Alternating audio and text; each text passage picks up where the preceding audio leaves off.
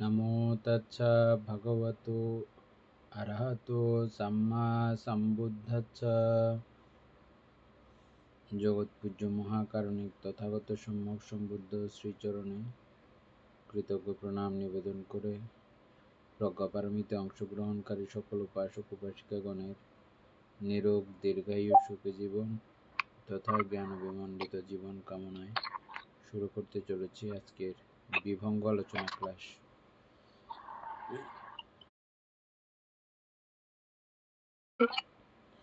মঙ্গলক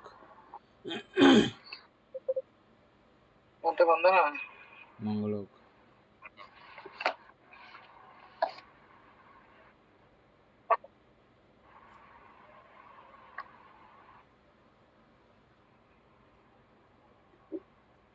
উপাসক, তাহলে আমরা শুরু করি।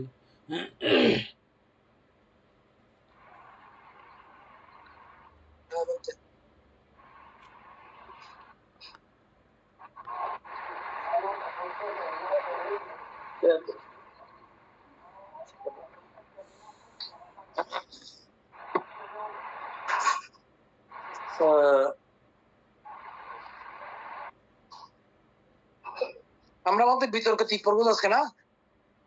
হ্যাঁ,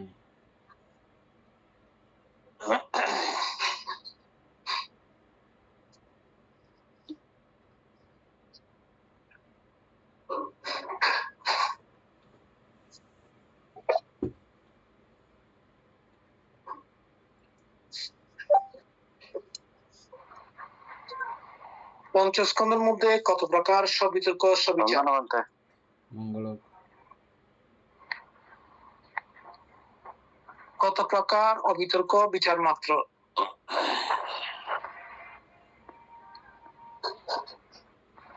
কত প্রকার অবিতর্ক বিচার?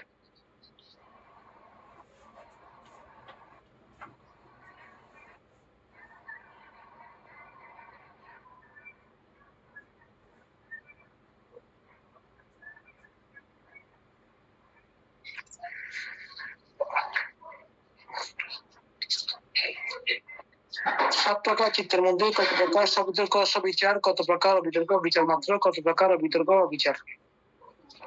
আচ্ছা, রূপস্কন্ধ অবিতর্ক অবিচার। ঠিক আছে।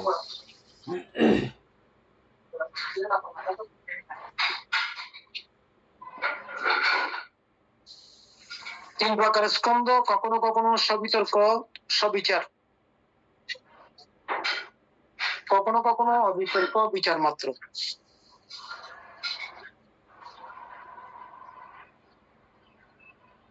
এখানে তিন প্রকার স্কন্ধ, কখনো কখনো সবিতর্ক সবিচার। এই তিন প্রকার কোনগুলো বলতে? বেদনা, সংজ্ঞা, সংস্কার।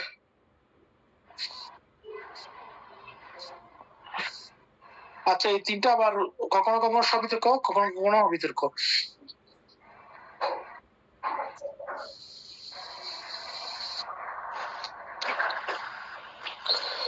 বন্ধনা বন্ধ মঙ্গলক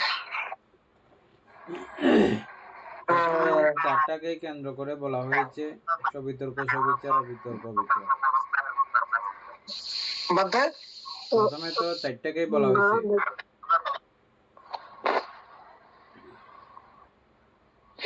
বলা হয়, এখন তিনটা বলছে কেন? সেই কারণে তো এটা হলো। তাহলে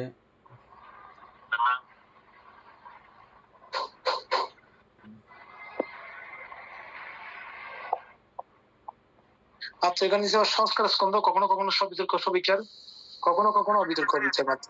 বিচার মাত্র ওই সংস্কারকে আলাদা করা হয়েছে।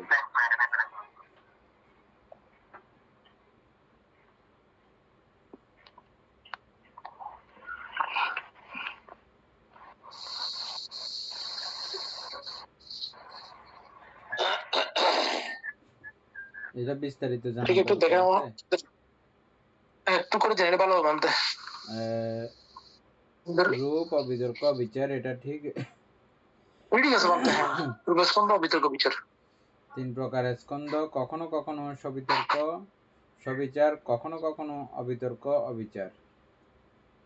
অবিতর্ক বিচার মাত্র। অবিতর্ক বিচার মাত্র। আবার কখনো কখনো অবিতর্ক বিচার আছে। হ্যাঁ, কখনো কখনো অবিতর্ক অবিচার।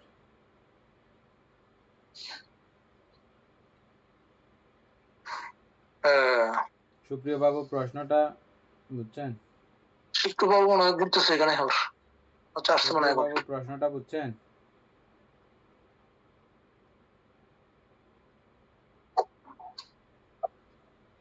কিন্তু শুক্রবার নেটওয়ার্কের সমস্যা আছে।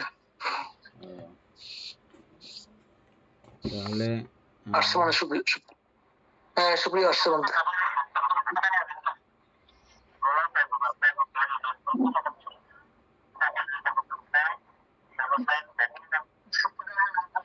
আপনার কথা আসতেছে না, বাবুর কথা আসতেছে না ক্লিয়ার। আচ্ছা পেজ নাম্বারটা কত বলতেছে? 503।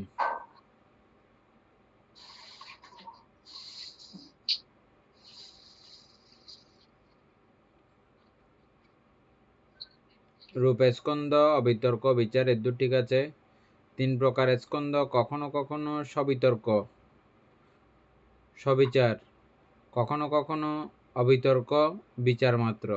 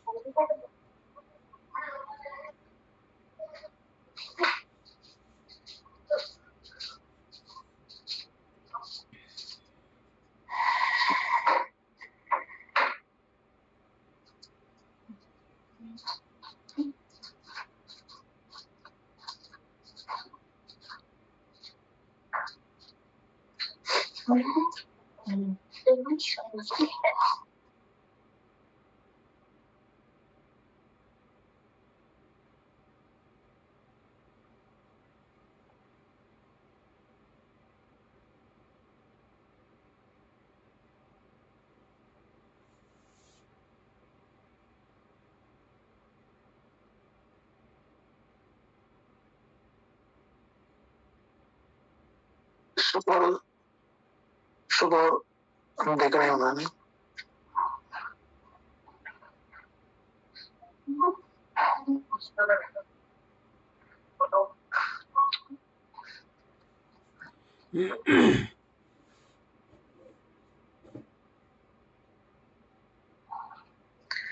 আচ্ছা না এখানে তাহলে যদি সংস্কারকে বাদ দেওয়া হয়,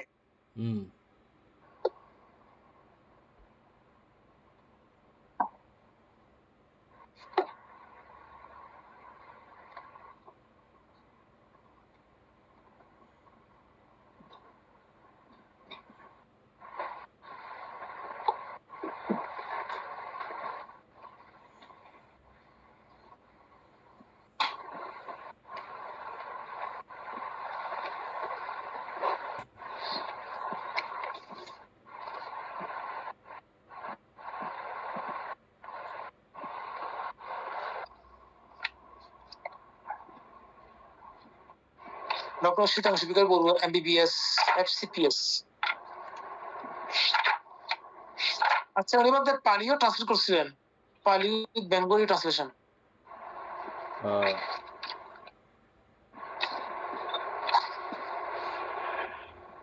আচ্ছা আমরা কি ভূমিকা পড়বো বলতে নাকি? হ্যাঁ ওটুকু আনুকোণ মারে পড়তে হবে। হ্যাঁ মানে কোনো কিছু বাদ দেওয়া যাবে না। ভালো করে বুঝতে পারলে তো কাজ হচ্ছে। কারণ আচ্ছা ভূমিকা আমরা ইয়ার মধ্যে এখন একটু একটু মানে পরিষ্কার লাগতেছে যে অনেক কঠিন ছিল না আমাদের প্রথম অবস্থায়। বিভঙ্গটা পড়ার কারণে লাস্টে মোটামুটি ভালো ইয়ে আসছে। ধাতুকথা গ্রন্থ প্রকাশের পশ্চাতে যাদের অবদান অতীব শ্রদ্ধার সহিত উল্লেখ করতে হয় তারা হলেন রামু মেরেংলোয়া বৌদ্ধ বিহারের বিহারাধ্যক্ষ শ্রদ্ধেয় শ্রীমৎ সত্যপ্রিয় মাস্তবীর এবং ষষ্ঠ সমিতিকারক বিচিত্র ধর্মগতিক ধর্ম ভান্ডাগারিক ত্রিপিটকধর শ্রদ্ধেয় শ্রীমৎ বুদ্ধরক্ষিত মাস্তবীর। হাজমপুরের ঠিক আছে না? হ্যাঁ বাংলা ভাষায় এবং বাংলা অক্ষরে ত্রিপিটকের অভিধর্ম গ্রন্থসমূহের একান্ত অভাব প্রত্যক্ষ করে আমি শ্রদ্ধেয় শ্রীমৎ সত্যপ্রিয় মহাস্তবীরকে ষষ্ঠ সমিতিতে অনুমোদিত অভিধর্ম পিটকের কয়েক খণ্ড গ্রন্থ বার্মি চক্রতে বঙ্গাক্ষরে পরিবর্তন করার জন্য অনুরোধ করেছিলাম। তিনি আমার এই অনুরোধে অভিধর্ম পিটকের ধর্ম সঙ্গিনী বিভঙ্গ এবং ধাতুকতা বার্মি চক্রতে বঙ্গাক্ষরে পরিবর্তন করে আমার নিকট পাঠিয়ে দেন। ও আচ্ছা, তার মানে সত্যপ্রিয় ভান্তে হ্যাঁ অনুরোধ করেছিলেন বলে বাংলা অক্ষর বানিয়েছে। বার্মিজ অক্ষর থেকে, এটা বার্মিজ থেকে তাহলে বঙ্গানুবাদ করা হয়েছে। ইতিমধ্যে ষষ্ঠ সমিতিকারক শ্রদ্ধেয় শ্রীমৎ বুদ্ধর্কিত মহাস্তবীর বৌদ্ধদের সামাজিক উন্নয়নের জন্য কিছু টাকা দান করার প্রস্তাব দিলে আমি তাকে এই টাকা দিয়ে একটা বই ছাপাইয়ে প্রকাশ করার জন্য অনুরোধ করেছিলাম। মানে ষষ্ঠ সমিতিকার বলতে এখানে ষষ্ঠ যেটা বাংলাতে হয়েছিল না, ষষ্ঠটা এটি কি বলা হয়, এই ত্রিপিটকের ইয়ে করা হয় যে এটা আর কি, অর্থাৎ এই ষষ্ঠ সংগীতে লাস্ট আর কি, এরপর তাহলে উনি ছিলেন ওখানে, আরো একটু কি ছিলেন মনে হয়। আচ্ছা, তিনি অত্যন্ত প্রফুল্লতার সহিত অভিধর্ম পিটকের ধাতুকতা গ্রন্থটি ছাপাই দেওয়ার জন্য রাজি হয়ে যান।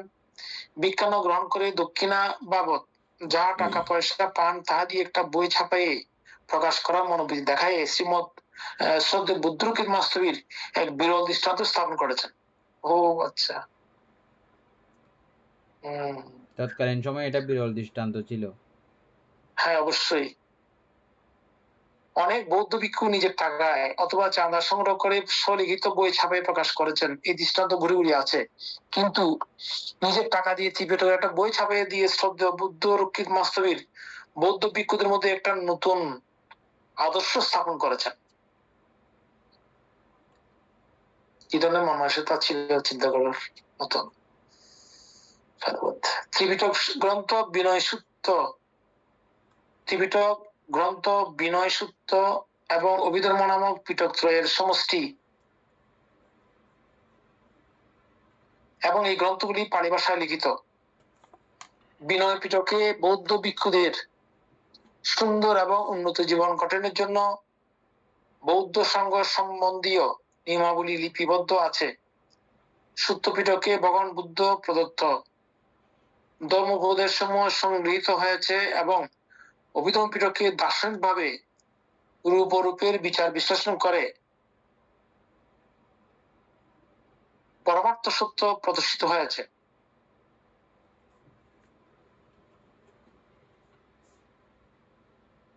আচ্ছা, অভিধর্ম পিটকে বৌদ্ধ ধর্মের অতিরিক্ত ব্যাখ্যা এবং বিস্তারিত বিশ্লেষণ আছে। তাই অভিধর্মের বিষয়বস্তু বড়ই জটিল, ব্যাপক এবং সূক্ষ্ম।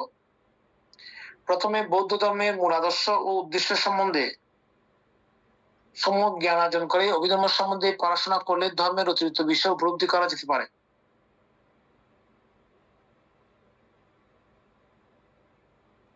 এখানে বলা হয়েছে বলতে অভিধর্ম পড়তে হলে বৌদ্ধ ধর্মের মূল আদর্শ উদ্দেশ্য সম্বন্ধে সম্যক জ্ঞান থাকতে হবে। সম্যক জ্ঞান, এটা মূল আদর্শ, এটা না থাকলে তাহলে উল্টাপাল্টা বুঝে বুঝে বসে থাকবে আর কি। মানে এটার মূল আদর্শ কি? সুকুমার বাবু বলেন, বৌদ্ধ ধর্মের বা বুদ্ধের মূল আদর্শ উদ্দেশ্য কি?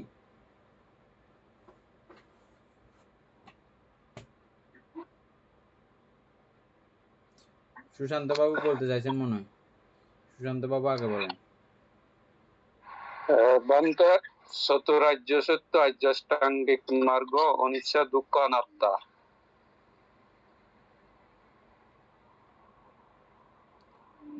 বলেন সুকুমার বাবু।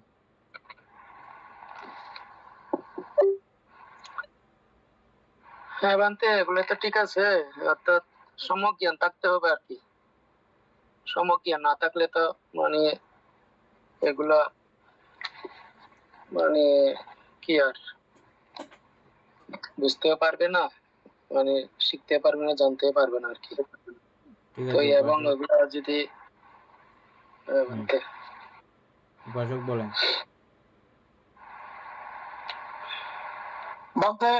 বৌদ্ধ মূল আদর্শ বলতে এখানে প্রথমে লাগবে তো অবশ্যই শ্রদ্ধা। বুদ্ধের প্রতি শ্রদ্ধা অবশ্যই প্রয়োজন আছে। এই শ্রদ্ধা হচ্ছে মূল ভিত্তি।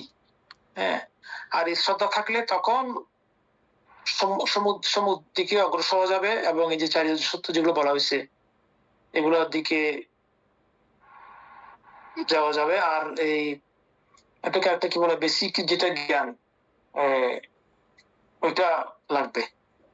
তারপর আর ওই যে মূল শ্রদ্ধা যেটা থাকবে সেটা থাকলেই বাকিগুলা যেমন আমরা পড়ছিলাম প্রথমে কি জানি সংগ্রহ অভিধর্ম সংগ্রহার্থ পড়ছিলাম। হ্যাঁ, তা আমাদের মধ্যে যদি আসলে এই একটু একটু শ্রদ্ধা যদি না থাকতো, ওই সময় শ্রদ্ধা আর বর্তমান শ্রদ্ধার মধ্যে আমরা যদি ডিফারেন্সটা খুঁজি তাহলে আমরা বিষয়টা আমাদের ক্লিয়ার হবে আশা করি সবার। তো ওইরকম যদি এটা কি বলা হয় অধিগম শ্রদ্ধা কি বলা হয় মানতে, আগমন শ্রদ্ধা, এগুলো যদি প্রকট না হয় তাহলে হবে না মানতে, সেটা আর কি। আমার কেন জানি মনে হচ্ছে যে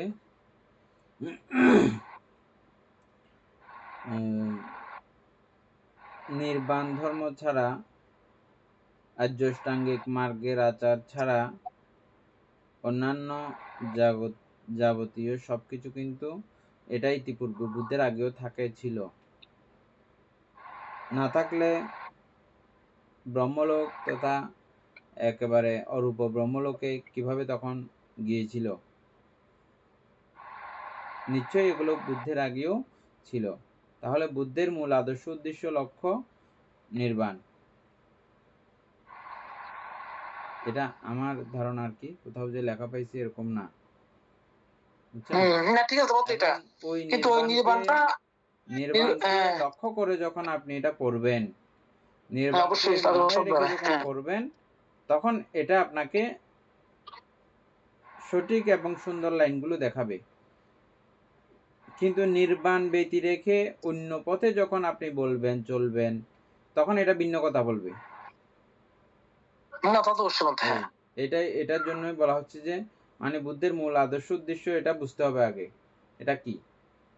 তো আমি যেখানে নিবৃত্তি চাই, আমি যেখানে নিভিয়ে দেওয়া চাই, আমি যেখানে জ্বালিয়ে দাও চাই না, শুরু করো চাই না, সমাপ্তি করো চাই, সেখানে বিষয়টা অন্যরকম হয়।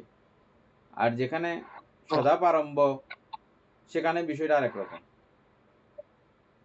তাহলে ওই আদর্শ উদ্দেশ্য কোথায় গিয়ে দাঁড়াচ্ছে শেষ পর্যন্ত? নির্বাণ। ক্রমান্বয়ে আসতেছে আর কি মানতে, সবগুলোই তো ক্রমান্বয়ে অবশ্যই আসবে। আমি বলতে এই জন্য ওটা ঠিক আছে, আমি কি বলছি দেখেন, বুঝতে পারছি আপনার কথা অবশ্যই। আমি বলছি যে আপনার এই অরূপগোচর ব্রহ্মলোক এটা বুদ্ধ ভগবানের আগেও ছিল, বুদ্ধের অনুৎপত্তি কালেও ছিল। তা ওই পর্যন্ত যেতে গেলে আপনার যাবতীয় অন্যান্য সবকিছুর প্রয়োজন লেগেছে, দেখেছেন আপনি? অবশ্যই। কিন্তু সেটা বুদ্ধের আদর্শ উদ্দেশ্য লক্ষ্য ছিল না। সেগুলোকে অতিক্রম করে নির্বাণই আদর্শ উদ্দেশ্য লক্ষ্য।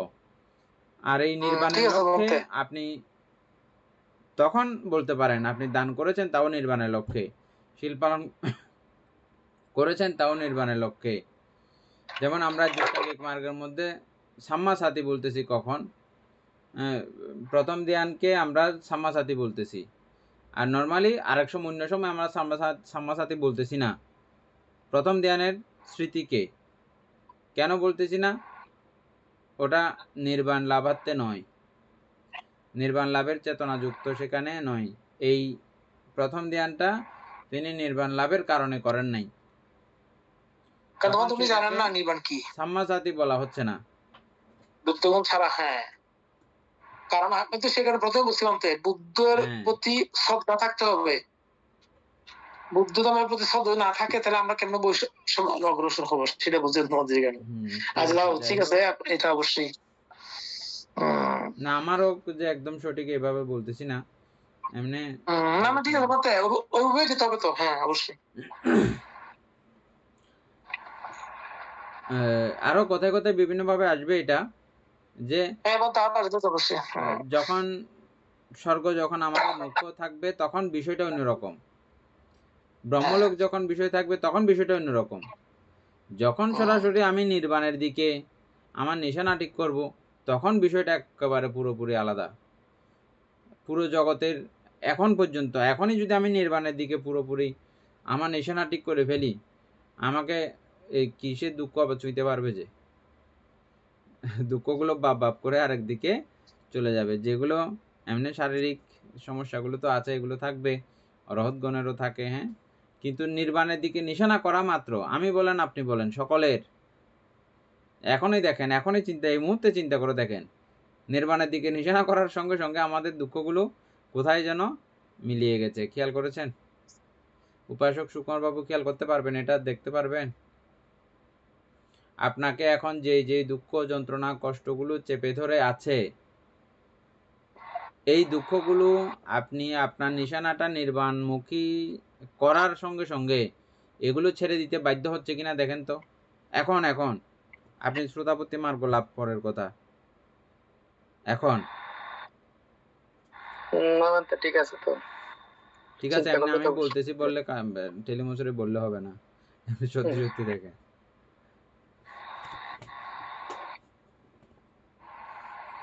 উপাসক সুপ্রিয় বাবু দেখেছেন?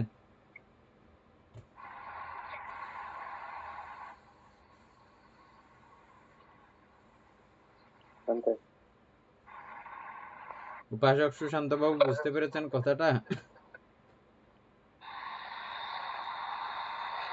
বুঝতে পেরেছি।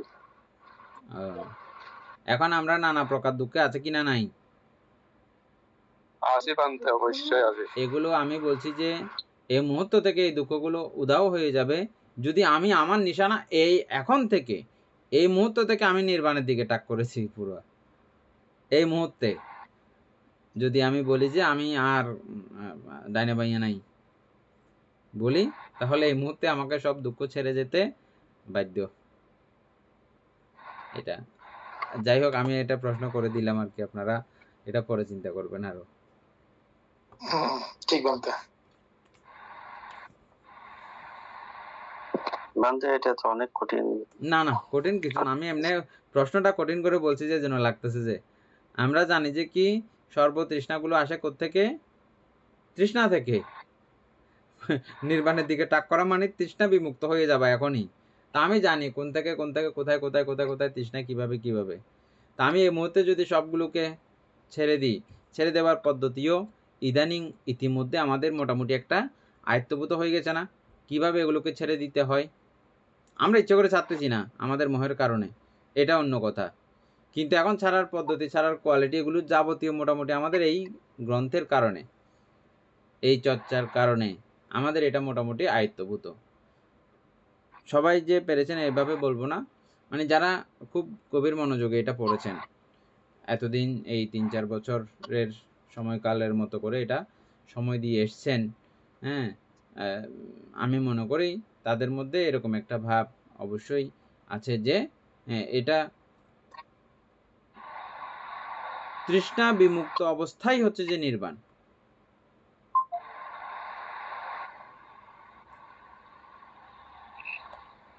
সুতরাং আমি যে মুহূর্তে নির্বাণের দিকে নিশানা করব এবং কোনো দিকে আর নড়চড় করব না, এরকম সিদ্ধান্ত নিয়ে নেব, আমার কাছে এই মুহূর্তে দুঃখ আর নাই। যাই হোক, যার যার মতো করে আবার এটা একটু চিন্তা করবেন, তারপরে আমরা অনুভূতি করা বলতে শূন্যতা।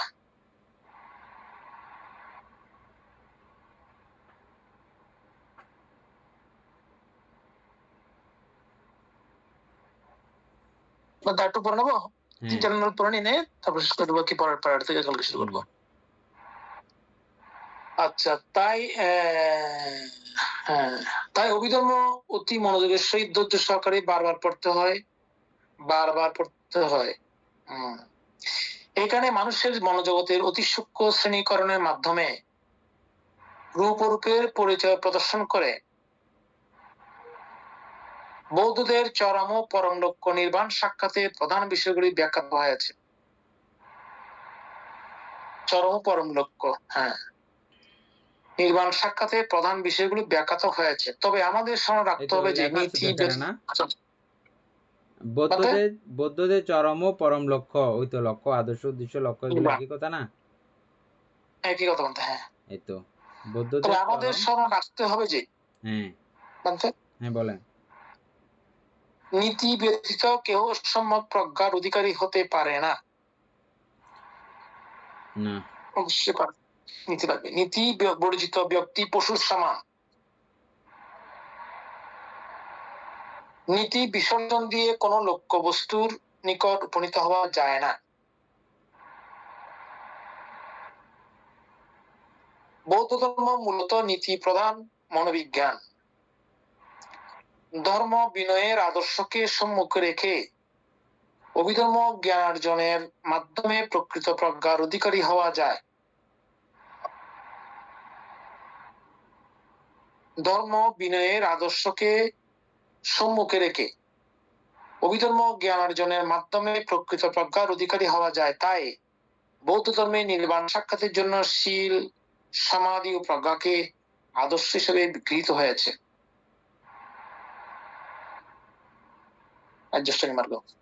ঠিক আছে বন্ধু, কালকে এখান থেকে পড়বো আর কি, অভিধর্ম পিটকের 7 খণ্ডে বিভক্ত এটা। হ্যাঁ হ্যাঁ ঠিক আছে।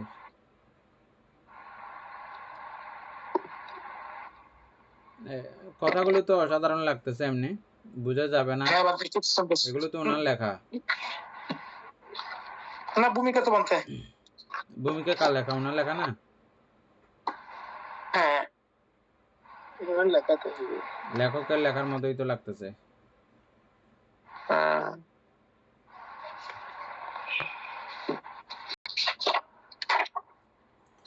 ধর্মপ্রাণ প্রিয় উপাসক উপাসিকা বৃন্দ, এতক্ষণ যাবৎ আমরা বিভঙ্গ আলোচনা শেষ করেছি এবং আজকে নতুন করে আমরা অতীব গুরুত্বপূর্ণ অভিধর্মের আরেকটি গ্রন্থ আমরা শুরু করেছি, ধাতু কথা।